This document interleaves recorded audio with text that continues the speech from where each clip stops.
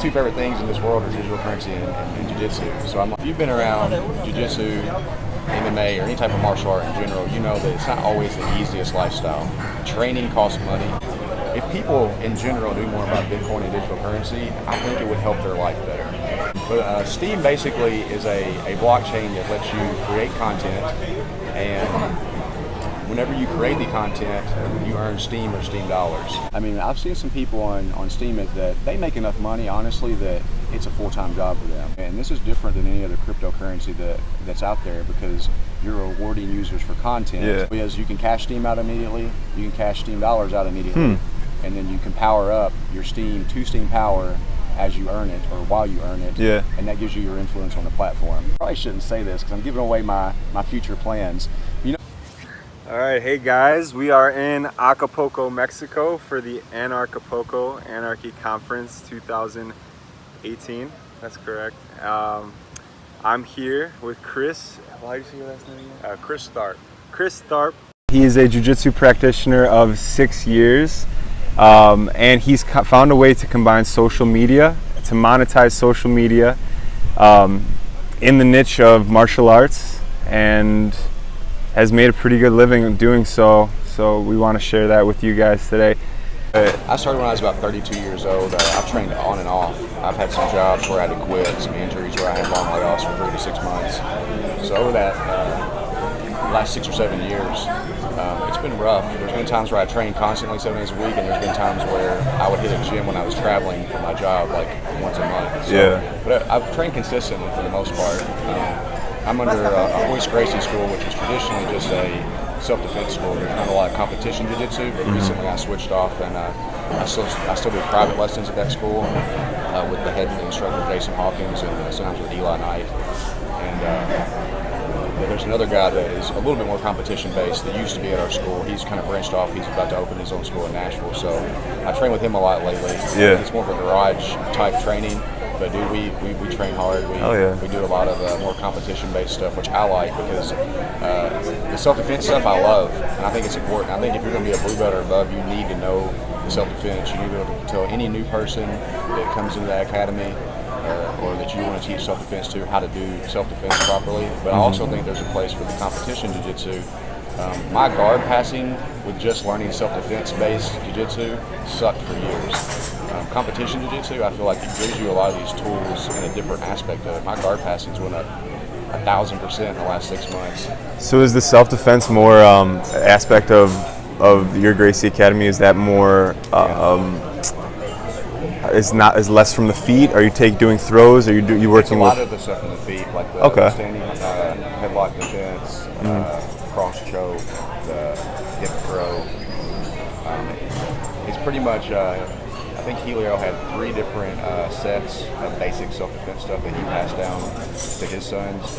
And I guess on that side of the family, and Hoist in general, is super self-defense based. You notice he doesn't do a lot of competition jiu-jitsu. If you've ever been to a Hoist Gracie seminar, it's all basic self-defense. Okay.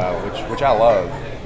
But at the same time, you know how jiu-jitsu is. There's a lot of little factions and people that have different opinions on things. Totally.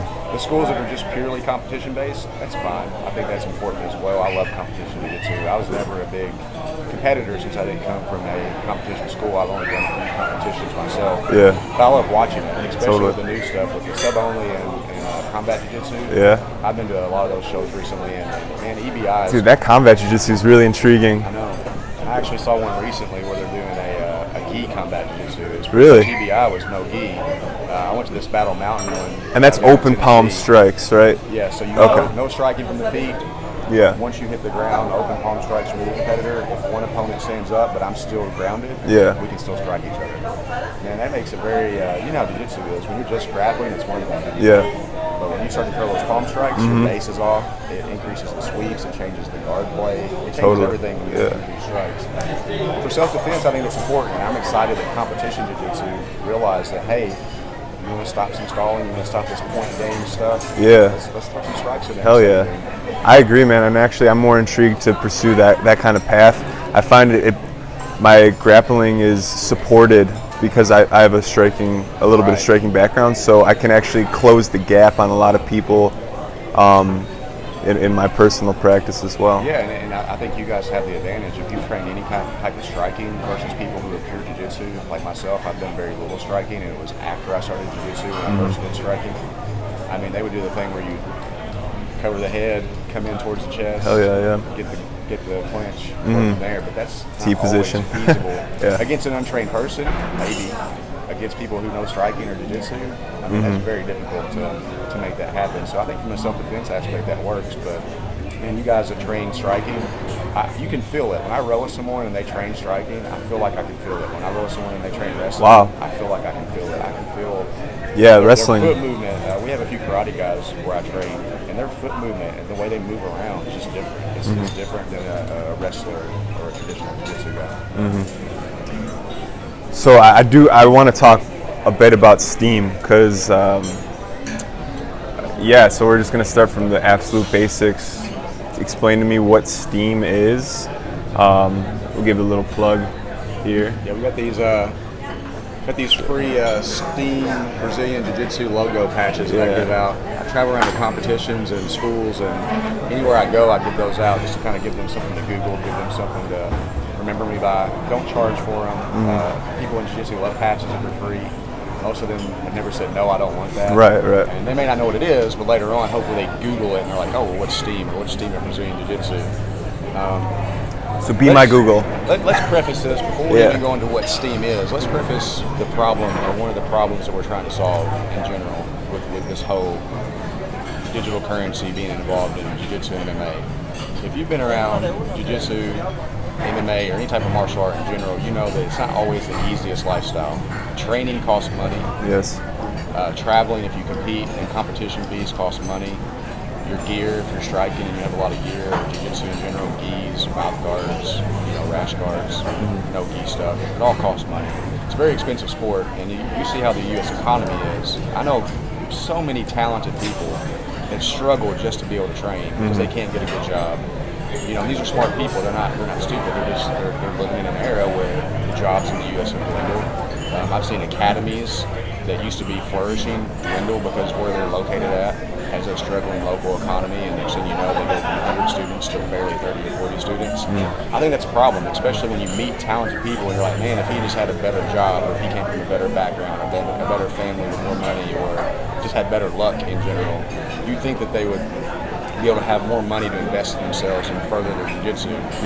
From a branding perspective, how many brands do we see come and go because they can't, they just can't get off, they can't get launched basically. They start, they have a good idea, they have a good logo, they have a good feel, they got some networking skills, but the money part just crumbles underneath them because when the local economies are there, you can have the coolest looking stuff to sell, you can have the best ideas, but if the people around you don't have money, you have no customer. So that was why when digital currency first came up, I'm like, man, if these people knew more, and this is for all of society, if people in general knew more about Bitcoin and digital currency, I think it would help their life better. I think it would help them flourish financially. There's a lot to learn. Is there a learning curve? Is there a lot to learn how to secure it once you own it? Of course. But people won't give it a chance. If they would give it a chance, everyone I know in Bitcoin, most of them, I'd say 80-90% of them will tell you it changed your life. I know for me it did. I know the conversation we had last night, you said it's definitely helped you in your life. So my two favorite things in this world are digital currency and jiu-jitsu. So I'm like, if I could do anything and quit my job, what would I want to do? I'm like, I need to find a way to combine the two. Jiu-jitsu in general and MMA has a large social media presence. Every time we turn on Facebook, Twitter, YouTube, Instagram, jiu-jitsu, MMA. UFC launch and jiu-jitsu blew up in the US. I mean, that's my favorite thing to look up online. Is just watch jiu-jitsu videos, watch technique videos, watch interviews. All these people do that, and in some ways you're using that to promote your school, promote your academy, promote yourself, promote your brand. But do you really get that much of an actual income back off of that? Most people don't. I'd say absolutely not. There's the concept of, we hear like the struggling artist, But since getting to jiu-jitsu, it's the struggling martial artist. Exactly. and like that right there is a meme or a hashtag or the name of a blog. You could build off of that concept alone, the struggling martial artist. That's a good way to term it. Yeah, and it's actually a training partner named Lindsay. She's a super talented fighter. She actually told it to me. So if Lindsay, you end up watching this, I want to give you props for that. She's a purple belt. She scissor choked me the first day I got to the academy, so she's really talented. She was struggling. She gotta make those scissor chokes count. Well, actually, in my defense, she came at me like, "Hey, my rib kind of hurts." You know, I was sporting the white belt at the time, and she didn't want to, me to, go buck wild. Yeah, I'm not gonna hurt your rib. I'm just gonna choke you. Yeah. That's awesome. Hi, Lindsay. Yeah. So more. I want to know like Steemit, because like you've taken Steemit, because that brings together your. Yeah, so now that we've kind of discussed the mission or where I think the two blend together, basically you're starting to see digital currency infiltrate MMA, but you're not really seeing it as much in jiu-jitsu. I think, what's GSP's coach's name? Faziz? Oh, I know John Donaher is his jiu-jitsu coach. Yeah, but he is the dude in Canada, I forget his name. I know what he looks like. His wrestling coach? He's just his overall coach. Oh shit, I don't know.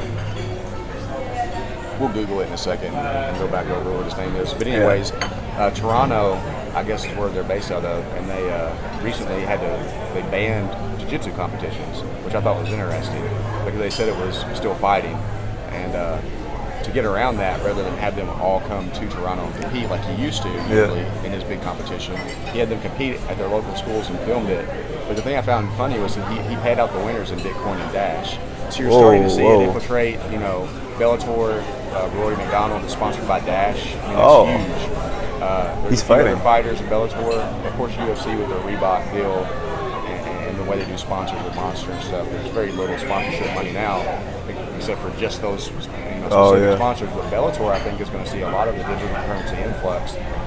So I think jiu-jitsu will as well. We'll feed off of that, especially when I see people starting to pay out cash and rewards in digital currency. Mm-hmm. But Steem basically is a blockchain that lets you create content, and whenever you create the content, you earn Steem or Steem dollars.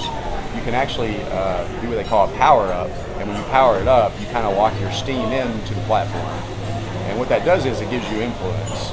And the important reason why you have to do it that way, or the reason they designed it to do it that way, and we see this on traditional social media, is if you are a smart hacker or a computer person and you want to have a bunch of bots go through and make a bunch of fake accounts, automate that process to make accounts and upload your content, you could be on YouTube and have 1 million views, 1 million likes. It doesn't necessarily mean you have a million actual people uploading your content. Yeah. Steem solved that problem. When you're talking about social media and digital currency, one of the biggest issues that you have to solve is you have to find a way so that people can't create fake accounts and work the system. Because if I put out really good content and I get like 20 upvotes, 50 upvotes, whatever, and I'm gonna earn $10, but then you put out some crap and you have botnets upvoting you, if everything was just an equal vote worth, then you would earn money for BS. Right. And nobody wants to do that. The way they solved that is they said, okay, you have to stay invested into the platform.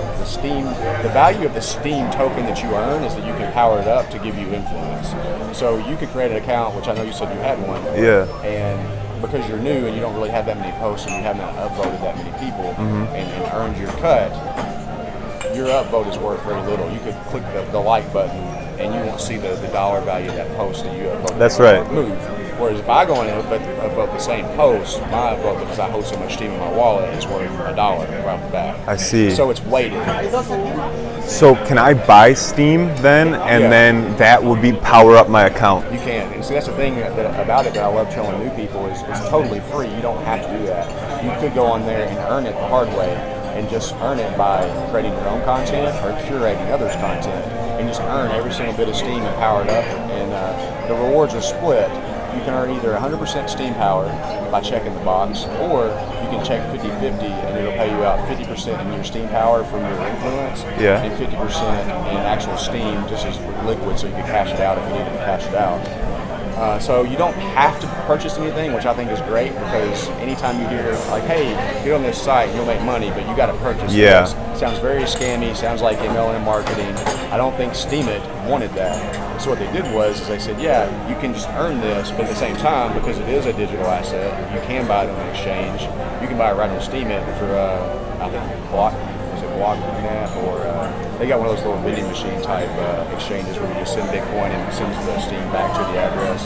Yeah. So. And you host it on Steemit, and is there advantages to hosting it on Steemit? Yeah. So when you take it and you purchase it, well, there's not really an advantage on purchasing it through Steemit. Okay. But once you purchase it, there is an advantage to powering it up into Steem Power. That gives you your influence, your upload is worth more. And if you think about that, Steemit is not really mainstream yet, but if I have a company and I want to have influence on a platform that has hundreds of thousands or millions of users, and I want my upload to be worth something automatically, like say I'm Coca-Cola, and I want to get on Steemit 5 years from now, there's 20 million users on Steem. If I'm Coca-Cola, I'm buying up a bunch of Steem Power, and everything that I see that Coca-Cola, the corporation, wants to promote or give value to, maybe it's people doing YouTube videos and they use a can of Coke on their desk. You see what I'm saying?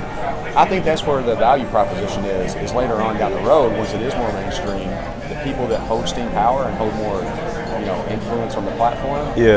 The companies, people with branding, people that have an agenda to push, they're going to want to purchase Steem Power, which will, affect the price somewhat.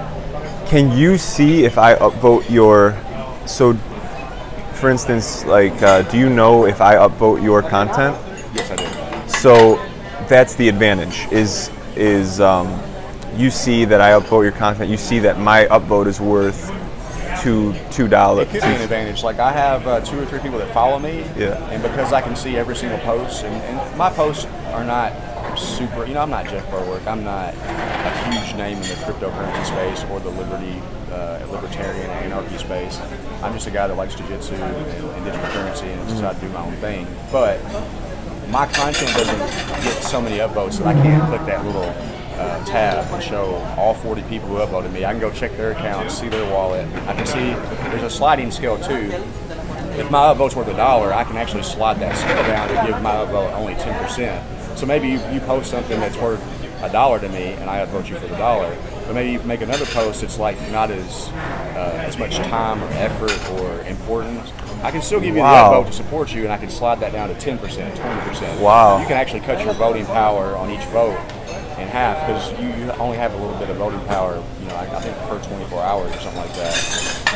So it's pretty neat in that aspect of it. But yeah, you can actually see which followers upvote you. And see, for me, that's one of my big things. If I go on there and they see that they've got 5 upvotes and it's worth 2 cents or 3 cents, so 5 brand new people with no Steem Power upvoted them, and their post is only worth 2 cents, then all of a sudden they see the 6th upvote come in for me and it's worth $1.02. They're probably going to be like, who just upvoted my post that gave me $1 whole dollar? And then they're going to follow me, and they're probably going to engage with me and interact with me. So it kind of gives you some financial incentive to, engage and learn about other people. And some of that might seem a little bit, it's just for the money, but the more you use Steemit, the more I feel like I care less about the money, and I'm enjoying it just like I would traditional social media. Oh, cool. The more you use Steemit, the more I feel like I care less about the money, and I'm enjoying it just like I would traditional social media. Oh, cool. But at the same time, from a branding perspective, from a monetary and making connections for financial reasons, people to work with, I think it's important to be able to see what people's upvotes are worth. Like I said, there's 3 or 4 people that upvote my content, I won't say religiously, but they upvote, I'd say 90% of what I post. And I know for a fact their upvote, if they give me 100% upvote, I think they hold enough Steem Power, their upvote's worth probably $5. Oh yeah. They don't do that, because obviously I don't put, I don't write these big long blogs that are time consuming. A lot of mine is just very simple, basic, either pictures or a few paragraphs of some thought I'm having. A lot of video. A lot of video stuff. Oh.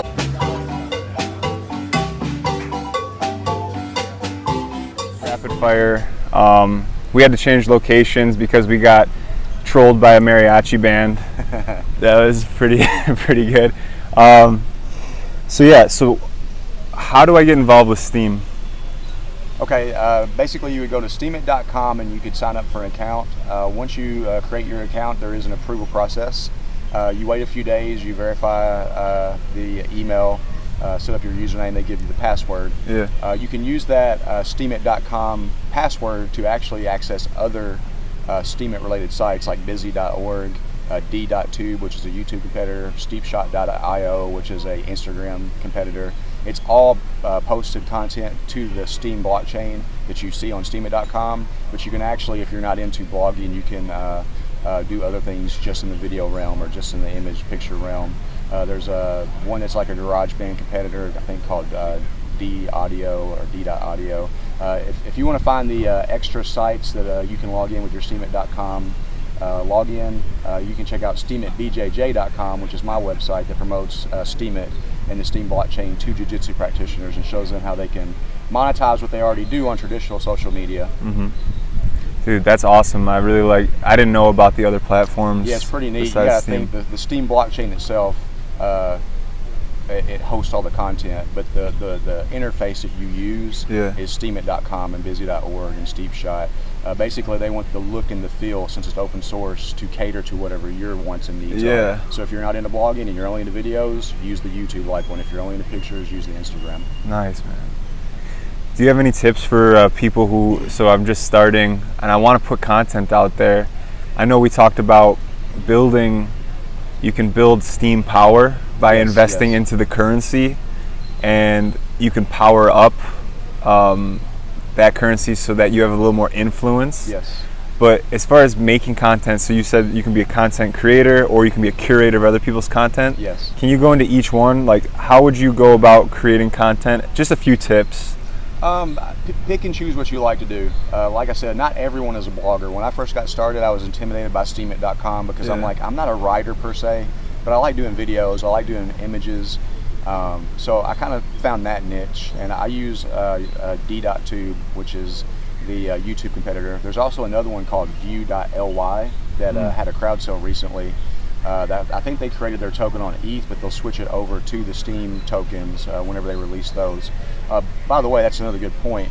Not only can you curate and get a cut off of liking and sharing other people's content and creating your own content, they're actually launching a smart token that's going to be similar to the Ethereum tokens. So all the tokens that you create on Steem will run on the Steem blockchain, just like all the ETH-based, the ERC20 tokens. So you're going to have a whole new way to interact with your audience. So when you're talking about doing blogging, or you're a video content creator, or you're an image, or you have a brand that you're going to promote, create a token for the Steem blockchain. Play around with it. What use can you give that token? What's it going to be used? Is it going to be used for fundraising? Is it going to be used as like a point system? From jiu-jitsu, I was kind of thinking about like this, and I probably shouldn't say this because I'm giving away my future plans.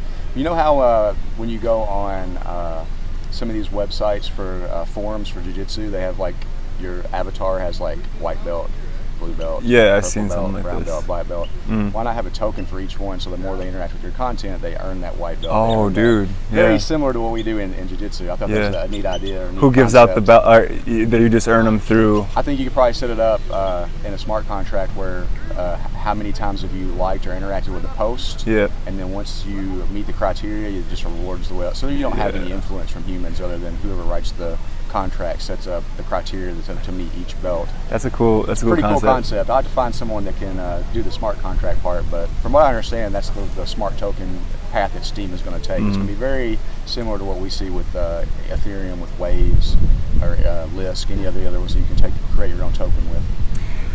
So I guess a really basic question is, am I giving away my Steem when I like someone else? That is the number one question. People think that it's like a tipping platform. Yeah. You can tip on Steemit. Whatever his username is, I can take my account, and because you have the wallet built in and you earn Steem and you earn Steem dollars, I can tip you Steem. I can tip you Steem dollars. However, that's not how the Steem platform works. The way that Bitcoin has mining, and the miners earn the reward for every 10-minute block as they process the transactions on the network and keep the network secure. There are 100 nodes that get a small, I think it's like 15-20%. You'd have to go on like Steem DB and look at the percentage of how they rake up the rewards being split. But the nodes, the 100 nodes that host the network, they do get a cut. But what they did is, instead of rewarding the nodes that host the network, all of the reward like Bitcoin and a lot of the other blockchain-based tokens, they said, as you create content based on the influence of the people who hold Steem power, we take the rewards that's introduced every 24-hour cycle and we divvy that up based on the how much upvote power your content received. Okay. So your personal purse or you're wallet. not actually giving away any of your money unless you choose to tip somebody. Right. You are using your influence with Steem power to let the blockchain know this post deserves this much out of the new pot that's created every day. Wow. And that new pot is the new currency being introduced, just like in theory with Bitcoin. You have, 50 Bitcoins introduced every 10 minutes, and it cut to 25, and it cut to this. Steem has its own rate of introducing new currency to the system, and that's rewarded to the people who create content. And what's the cap? Is there a cap at? From what I've seen right now, there is not a cap. I don't know if they'll change that in the future. Yeah. I know that Dan Larimer, who originally was one of the devs on Steemit, when he created it, I was kind of not sure why they did it that way. Because a lot of us, Bitcoin has a lot of value because it is capped. Ethereum, when it launched, even though there's no cap yet, when they do move to proof of stake, eventually they say that the cap's going to be around 100 million tokens. That kind of gives us a good sense of what the value is. In the future, I'm not sure what the plan for Steemit is, but I'm sure if you Google, you can find conversations, the pros and cons of having a cap or not on the Steemit blockchain. Because without a cap, it turns into an inflationary fiat or like currency that we kind of know. You have to understand too, though, this is one huge experiment, and this is different than any other cryptocurrency that's out there, because you're rewarding users for content.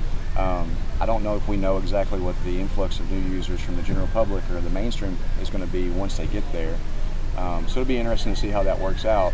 The thing I've noticed is even the way they issue the rewards, because when you go to steemit.com, you see it says beta.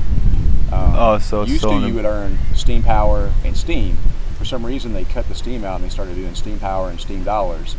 Steem dollars are supposed to be pegged to $1 worth of Steem, and then we've seen the Steem dollar on Bittrex and other exchanges get pumped all the way up to $8. So there's a lot of the finicky things that kind of go on the Steem blockchain, and if you get on steemit.com and you look it up, you'll see quite a bit of conversation about the financial and the tokenization of the Steem blockchain. I'm limited on my knowledge of the cap and why that is. I'm also don't understand some of the things when it comes to Steem dollars. What I do know is you can cash Steem out immediately, you can cash Steem dollars out immediately, and then you can power up your Steem to Steem power as you earn it or while you earn it, and that gives you your influence on the platform. It gives your upvote more a dollar value, basically. That's kind of my limited knowledge of it. I've got some concerns also about that. That's probably an interview you should reach out for someone and discuss that with. That'd be a good topic to discuss, or there may be topics or interviews out there where they discuss that before. That's great, man. Like, all that is so useful. I think just recapping, it's pretty easy to get on Steem. It's pretty new, so there's still a lot of land. It's less than 2 years old. So, anyone can get on there, sign up for an account, get on there and try it. See how your content does. Create your brand. Create your content. Gain your following. If you interact well with others, you upvote other people's content, you interact just like we do in traditional social media, you'll start to build your following, especially depending on what niche and what audience you're trying to chase. I've seen some people on Steemit that they make enough money, honestly, that it's a full-time job for them.